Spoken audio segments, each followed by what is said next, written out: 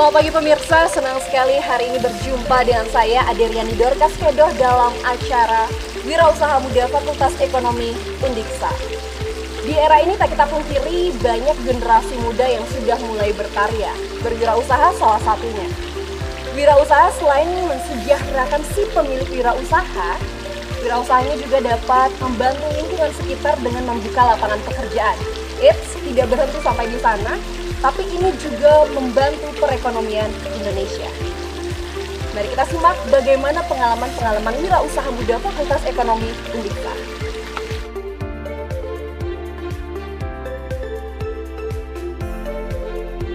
Hari ini saya sudah bersama dengan salah seorang owner dari usaha yang hits di kota Singaraja, Rumah Kayu Singaraja. Langsung saja kita sambut sang pemilik, yakni Yoga Pratama. Selamat pagi Yoga. Selamat pagi Adi. Ya, gimana kabarnya hari ini? Kabarnya baik saja. Pasti sudah siap juga untuk menceritakan pengalaman di sini.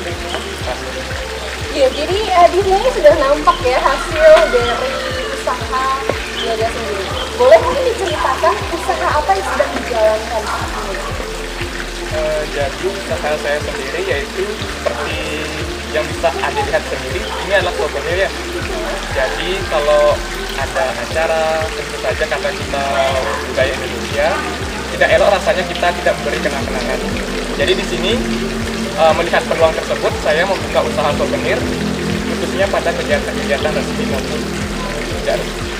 Oh ya, jadi sejak kapan sih Yoga mendirikan usaha ini dan bagaimana merancang ide dan melanjutkan untuk mengaplikasikannya sekarang ini?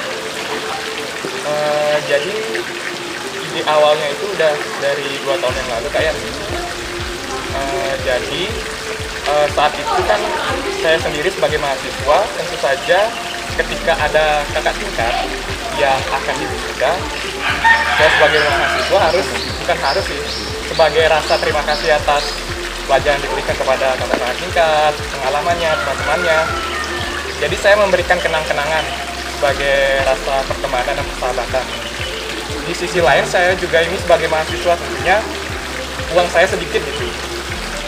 Jadi saya berpikir apa yang bisa diberikan tanpa mengeluarkan uang banyak.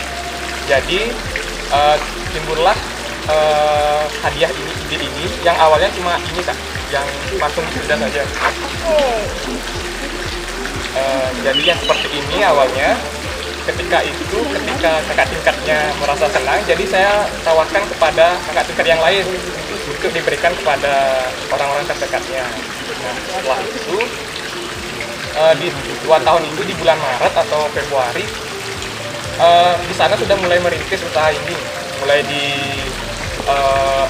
dipromosikan di media sosial dan mulai membuat akun bisnis dan sebagainya. Jadi setelah berjalan selama 3 bulan, yang awalnya hanya plakat wisuda saja, jadi ketika saya melihat banyaknya organisasi di kampus kita yang memerlukan plakat, jadi saya kembangkan bisnis lagi. Saya membuat plakat resmi yang bisa digunakan untuk acara seminar dan acara resmi lainnya. Oke, berarti dari awal yang niat baik untuk memberikan sebuah kenang-kenangan, ternyata muncul ide untuk mengembangkan usaha ini. Wow, ini sangat menarik tentunya pemirsa, dan tidak berhenti hanya sampai di kenang-kenangan wisuda saja, tapi melihat peluang yang lebih luas lagi. Melihat begitu banyaknya kegiatan kampus yang memerlukan kenang-kenangan dan akhirnya desain-desain juga Yoga mengembangkannya sendiri. Wow. Nah, bagaimana pengelolaan bisnis ini boleh berjalan sampai detik ini? Secara pengelolaannya saya masih sendiri untuk penjualan, promosi saya sendiri. Tapi untuk produksinya sendiri saya sudah bekerja sama dengan rekan-rekan saya. Yang pertama ada yang mendesain untuk desainnya dan serta produksi seperti mengukir dan sebagainya.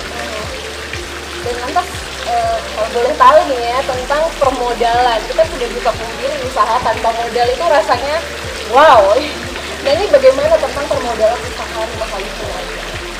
Jadi seperti yang saya bilang tadi kan awalnya ini dari memberikan kenang-kenangan untuk kakak tingkat ya. Jadi untuk awal-awal itu saya masih menggunakan modal sendiri karena emang modalnya ini nggak lebih dari 200.000 kan, nggak lebih dari 200.000. Jadi setelah itu kan kalau di kampus ini kita ada program PMW, jadi saya ikutkan PMW dan lolos juga. Jadi untuk dari modal PMW itu saya berikan kayu sebagai bahan utama dari produk saya. Wah, jadi ini bener-bener modalnya yang bener-bener minim nih ya. Awalnya dari kantong sendiri, lantas melihat peluang kampus juga yang memberi dukungan untuk bentuk usaha-usaha mahasiswa, jadi akhirnya lolos. Wow, jadi Yoga sejauh ini bagaimana income yang didapatkan terkait juga menjalankan usaha ini? Dari selain dari materi saya belajar banyak dari pelanggan-pelanggan saya karena di sini pelanggan saya berasal dari berbagai karakter, jadi harus bisa memahami dia. Selain itu banyak dari Indonesia, Unus, ukuran, jadi baik dosen maupun mahasiswa, jadi kita harus bisa handle dia sebelum kita masuki usaha yang lebih besar seperti itu. Selain itu berkat usaha ini saya juga bisa ke Batam mewakili Unisa di ajang kewirausahaan mahasiswa Indonesia di tahun lalu, tahun 2019. Itu diikuti dari berbagai kampus di Indonesia. Jadi dari sana saya belajar dari teman-teman yang ada di sana mengenai cara berwirausaha yang baik, strategi-strateginya, dan lainnya. Itu sih pengalaman yang paling berharga bagi saya. Jadi terkait pendapatan, apakah ini dari meng-cover uang jajan sendiri, mungkin juga bisa sampai meng-cover kebutuhan keluarga? Selain meng-cover kebutuhan sendiri, memang juga bisa meng-cover kebutuhan keluarga. Jadi memang banyak keuntungan yang sudah diraup ya dari usaha ini. Ya, jadi untuk Yoga terima kasih sudah mau berbagi pengalamannya di acara Wirausaha Muda Fakultas Ekonomi kita. Dan dari Yoga diberikan kesempatan untuk menyampaikan closing statement kepada pemirsa kita. Terima kasih kepada Universitas Pendidikan Ganesha, khususnya Fakultas Ekonomi yang telah mendukung usaha saya sehingga dapat berkembang seperti saat ini. Dan untuk teman-teman semuanya, jangan takut berwirausaha. Yuk berwirausaha. Dia takut ditipu. Berwirausaha tentu bukan hal yang sulit bagi setiap kita yang mau berwirausaha. Sampai di sini dulu video kita kali ini. Sampai jumpa di Wirausaha Muda Fakultas Ekonomi Unisa selanjutnya.